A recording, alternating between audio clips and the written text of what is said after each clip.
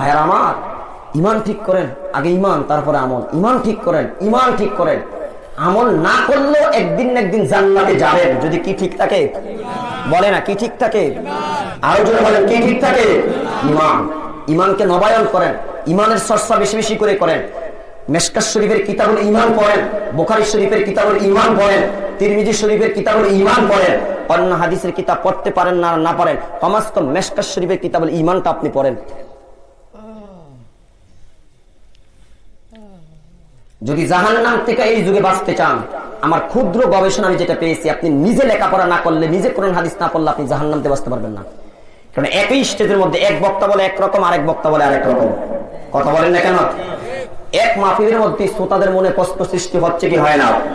হ্যাঁ, এখন যদি আপনি যদি জাহান্নাম থেকে বাঁচতে চান, বক্তার কথা শুনে আমল করে জাহান্নাম থেকে বাঁচার কোনো পথ নাই। আপনি বাঁচতে হলে আপনি নিজেকে নিজে স্টাডি করতে হবে, লেখাপড়া করতে হবে। বাংলা হাদিসের কিতাব বের হয়েছে, তাফসীর কিতাব বের হয়েছে, কোরআনের অনুবাদ বের হচ্ছে, আপনি সেগুলো নিজে কিনে কিনে পড়েন।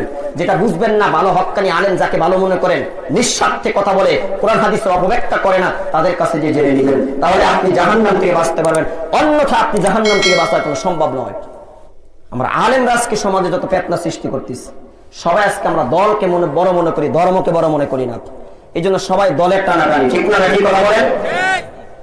আমার কত কোরআন সুন্নাহ থেকে কথা বলবো। আল্লাহ রাসূলকে বলেছেন ফাযাক্কির বিল কোরআন, আপনি কোরআন দ্বারা মানুষকে কথা বলেন, কোরআন থেকে নসিহত করেন। কোরআন সুন্নাতে কথা বলবো।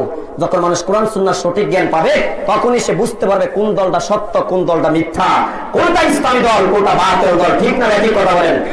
আমার দলের টানাটানি করে লাভ নাই, দলের দালালি করে আমার কোনো লাভ নাই, দলের কথা বলা আমার দরকার নাই।